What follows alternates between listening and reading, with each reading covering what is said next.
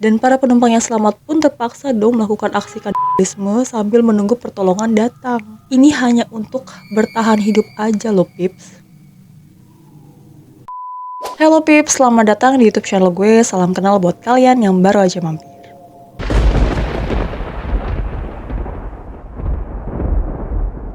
Hari ini gue bakal ngebahas mengenai kisah nyata survive-nya 16 penumpang pesawat Angkatan Udara Uruguay 571 yang jatuh di Pegunungan Andes, Argentina. Mereka bahkan terpaksa memakan sesama teman sendiri hanya untuk bisa bertahan hidup di tengah ancaman hipotermia dan kelaparan karena menipisnya bahan makanan yang mereka miliki saat itu. Nah, buat kalian yang lagi makan, tolong di stop dulu makannya, nanti kalian enak sendiri ngedengerin ini cerita gue.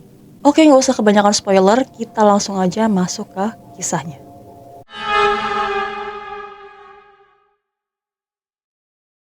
Pada 13 Oktober 1972, pesawat Angkatan Udara Uruguay 571 jatuh di Pegunungan Andes, Argentina. Kalau kalian mau tahu di mana sih Pegunungan Andes, wilayahnya ini membentang sepanjang kawasan Amerika Selatan dan melintasi 7 negara yakni Argentina, Bolivia, Chile, Kolombia, Ekuador, Peru, dan juga Venezuela. Udah pernah ke sana belum? Belum? Sama. Nah, saat pesawat ini jatuh, sebanyak 45 orang termasuk cabin crew atau kru pesawat berada di dalam pesawat itu. Seiring waktu hanya 16 orang sajalah yang ditemukan masih hidup pada operasi penyelamatan yang berlangsung lebih dari 2 bulan kemudian. Kalau kalian bertanya, apa sih bagian paling menarik dari kisah mereka ini? Ya, jangan kaget ya. Karena bagian yang paling menarik dari kisah mereka adalah mereka rela melakukan apa saja demi bertahan hidup, termasuk memakan temannya sendiri. Lanjut. Karena tidak lama setelah para penumpang yang selamat ini berhasil dievakuasi, terungkaplah fakta mencengangkan bahwa mereka ini terpaksa melakukan aksi dong demi menghindari kematian di tengah ancaman kondisi kelaparan.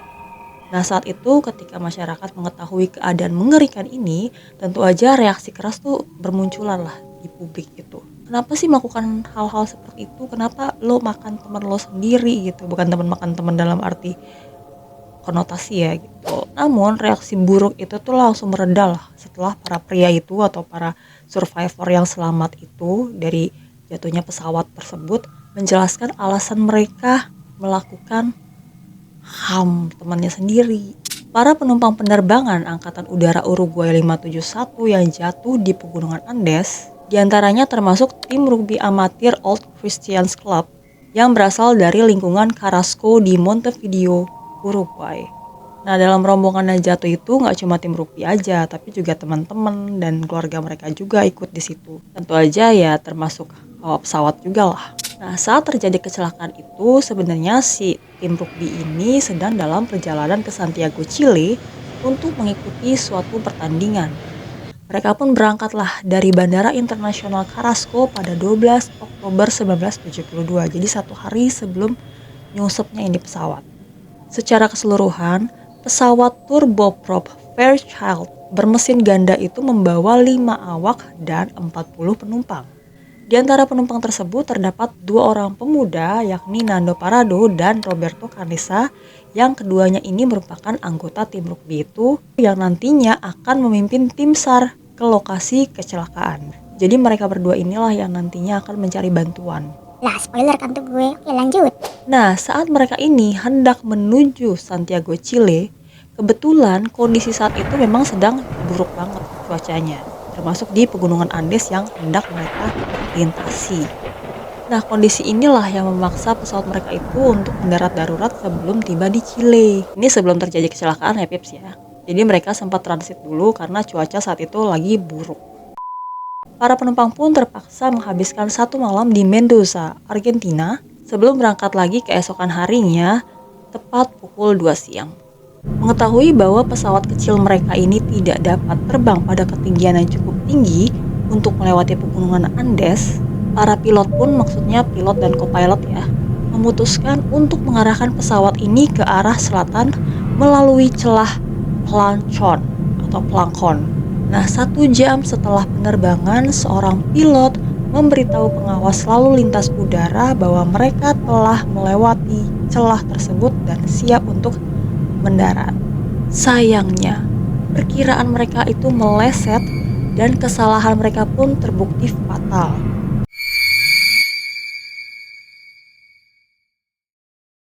Nah, si pengawas lalu lintas udara ini tuh nggak sadar kalau si pesawat yang ditumpangi oleh si pilot tadi tuh yang laporan ke dia itu masih berada di atas pegunungan Andes. Dia tuh nggak nyadar kalau tuh pesawat masih ada di situ. Tiba-tiba si pengawas lalu lintas udara ini tuh ngasih izin lah kepada si pilot untuk mulai turun dan bersiap mendarat.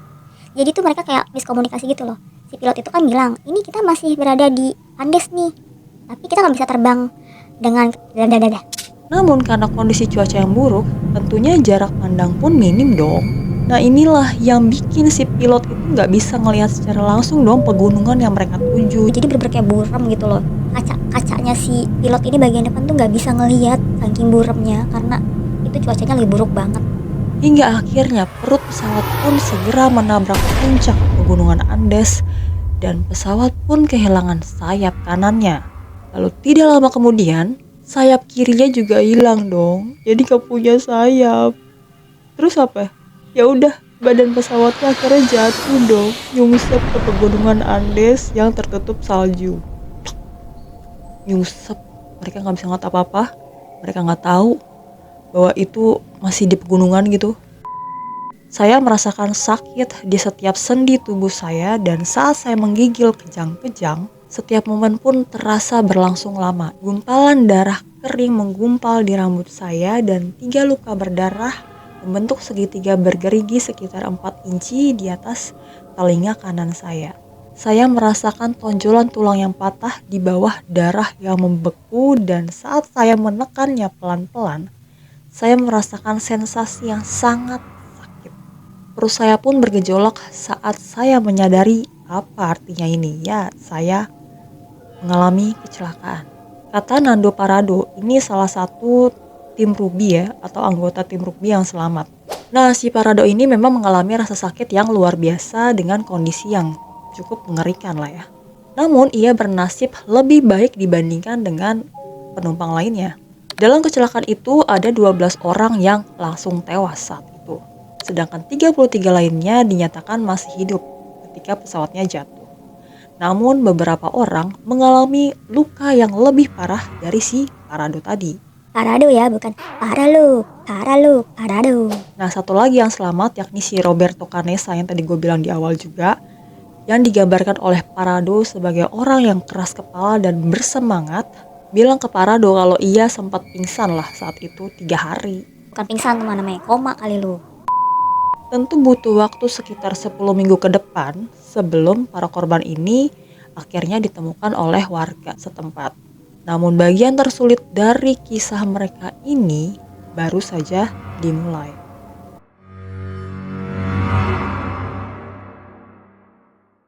Pasca terjadinya kecelakaan itu, perbekalan yang dimiliki oleh para penumpang ini pun semakin sedikit. Mirisnya, pada saat yang sama itu mereka berada di ketinggian 11.500 kaki di atas permukaan laut dong. Jadi bener-bener tinggi banget, lo gak bisa dapat makanan apapun gitu loh. Gak punya tetangga lu apaan? Kiri kanan depan belakang tuh salju. Mereka juga menghadapi tantangan suhu beku dan hanya memiliki wine serta coklat batangan aja untuk bisa bertahan hidup. Lu apa yang bisa lu harapin dari wine dan juga coklat batangan coba? Lu kagak punya nasi, lu kagak punya mie, lu kagak punya makanan yang karbohidrat yang bikin lu kenyang. Cuma itu doang, cemilan dan juga cuma minuman gitu doang. Mungkin bisa bikin hangat doang kali ya kalau wine. Tapi kalau coklat batangan tuh gak bakal bisa bikin kenyang coy. Oke, lanjut. Si Nando Parado ini juga bahkan tidak membawa pakaian untuk cuaca dingin. Ya iyalah kan, emang tadi niatnya dia kan langsung ke Santiago Chile buat pertandingan. Habis itu pulang lagi kan dia ke negaranya.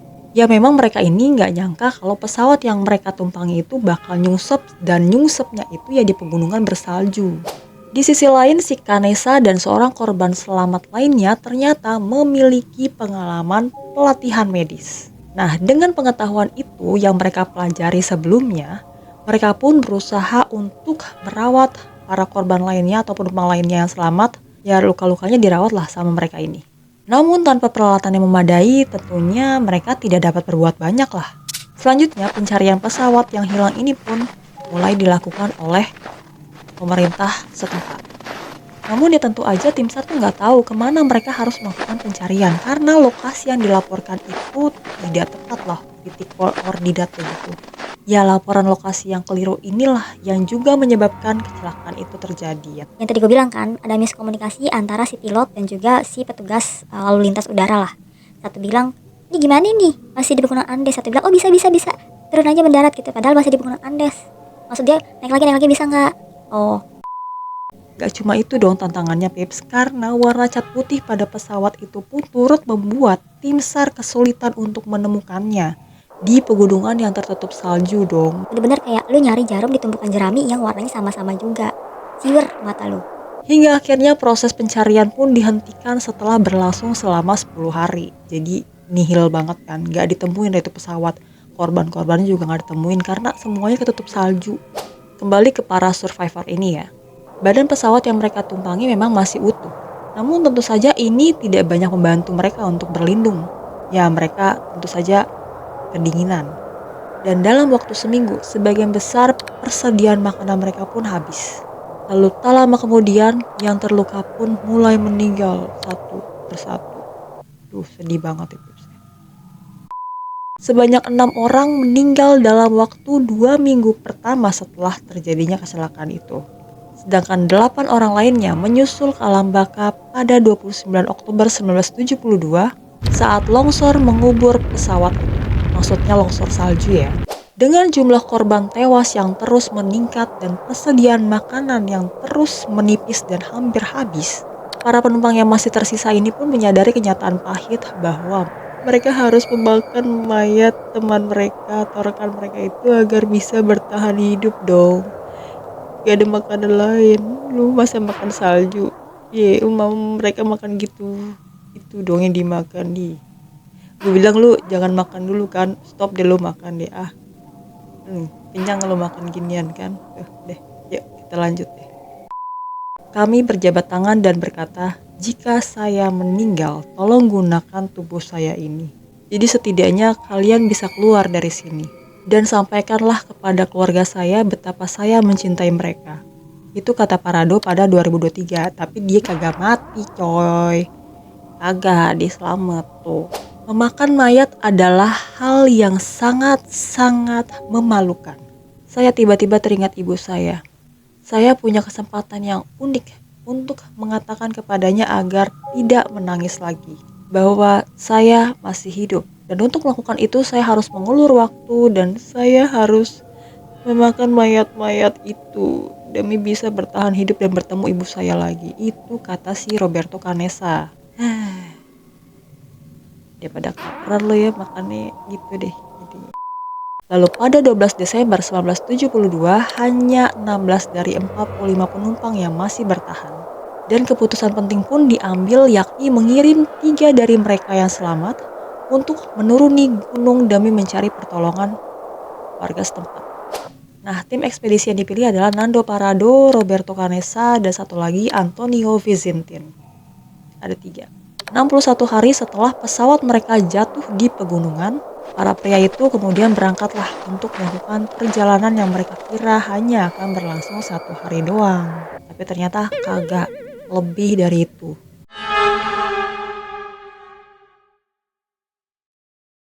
Tiga hari setelah mereka berangkat, para ekspedisi ini akhirnya mencapai puncak gunung dan menyadari bahwa semua yang ada di sekitar mereka ya sama aja. Hanya gunung, dan semuanya tertutup salju. Nah, menyadari kenyataan bahwa mereka semakin sulit untuk ditemukan, kemudian diputuskanlah bahwa Vizintin akan kembali ke lokasi kecelakaan untuk memberitahu yang lainnya bahwa perjalanan untuk mencari pertolongan atau bantuan akan membutuhkan waktu yang lebih lama dari yang diperkirakan sebelumnya. Nah, si Vizintin pun akhirnya meninggalkan perbekalan yang ia punya untuk tambahan perbekalan si Parado dan Canessa selama mencari bantuan. Ia pun kembali ke lokasi kecelakaan melalui jalan yang mereka lewati sebelumnya. Sementara itu, Parado dan Kanesa melanjutkan perjalanan mereka yang terbukti lebih berbahaya dalam perjalanan turun yang cukup curam. Akhirnya Pips, setelah 8 hari mereka itu ekspedisi gitu ya, mereka tuh hiking itu mencari pertolongan kesana kemari, mereka pun tiba di tepi sungai dan jalur ternak yang membawa mereka ke desa Los Maitenes di Chile. Entah Los Maitenes atau apa penyebutannya gue nggak tahu ya, pokoknya itulah. Di seberang sungai yang mengalir deras, akhirnya Parado dan Kanesa melihatlah 3 orang petani. Akhirnya mereka melihat ada kehidupan di depan sana. Namun suara bising dari air sungai itu membuat komunikasi mereka itu menjadi tidak mungkin dong. Jadi mereka seberang-seberangan sama si para petani itu.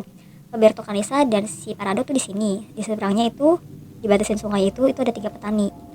Melihat kondisi yang sulit untuk melakukan komunikasi, salah satu dari petani itu yakni Sergio Catalan memberi kode bahwa mereka akan kembali keesokan harinya dan akan membawa bantuan. Mimpi hari esok yang selalu kami impikan kini menjadi kenyataan, itu kata Roberto Canessa.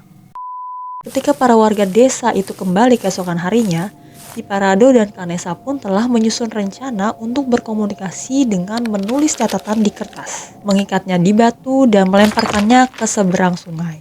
Catatan awal Parado berbunyi, "Saya datang dari pesawat yang jatuh di pegunungan Andes. Saya orang Uruguay. Kami telah berjalan kaki selama 10 hari dan saya memiliki 14 teman lainnya yang terluka di lokasi kecelakaan. Kami butuh bantuan, kami tidak punya makanan, tolong bantu kami." Catalan pun membacanya dan segera mencari bantuan. Ia menunggang kuda selama 10 jam untuk memberitahu pihak berwenang. Lalu berdasarkan petunjuk yang telah diberikan oleh Parado dan Canessa, pada hari-hari berikutnya, 14 orang yang selamat itu pun dievakuasi menggunakan helikopter. Dalam ramainya pemberitaan media setelah mereka berhasil dievakuasi, tersebar kabar bahwa para korban selamat ini telah melakukan kanibalisme. Nah, hal ini membuat beberapa warga sana tuh mempertanyakan dong alasannya itu apa.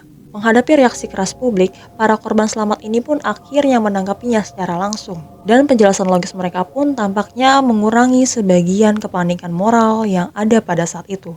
Beberapa orang menganggapnya baik, beberapa orang menganggapnya buruk. Namun saya tidak peduli, mereka tidak punya hak apapun untuk menghakimi kami. Itu kata Roberto Canessa. Nah, tragedi tersebut kemudian diceritakan oleh Nando Parado sebagai seorang survivor dalam memoarnya Miracle in the Andes. Dan dalam film Alive karya Ethan Hawke tahun 1993. Saat ini Nando Parado yang memiliki nama lengkap Fernando Seller Parado Dolgay telah menjadi seorang pengusaha, produser, motivator, penulis, dan juga presenter televisi Uruguay, serta mantan pemain rugby tentunya. Dia juga profesinya sempat jadi pembalap. Namun gue gak tahu dia masih hidup atau enggak, tapi yang jelas udah tua lah ya. Sedangkan si Roberto Canessa ini yang memiliki nama lengkap Roberto Jorge Canessa Urta, kini bekerja sebagai seorang kardiolog pediatrik di Uruguay, motivator, dan tentu saja mantan pemain rugby. Entahlah saat ini ia masih hidup atau enggak ya Pips ya. Oke Pips, itu tadi adalah cerita tentang jatuhnya pesawat Angkatan Udara Uruguay 571 yang membawa tim rugby Uruguay yang hendak menuju Santiago, Chile untuk melakukan pertandingan, cuma jatuh di pegunungan Andes, Argentina. Di antara seluruh penumpang yang ada di pesawat itu, hanya 16 orang lah yang berhasil selamat hingga akhirnya dievakuasi oleh tim SAR setempat. Oke, terima kasih sudah menyaksikan video ini. Jangan lupa subscribe-nya dan juga like-nya supaya channel ini makin berkembang dan gue makin semangat untuk upload video baru untuk kalian semua. Terima kasih sudah menyaksikan. Selamat malam dan sampai jumpa Pips.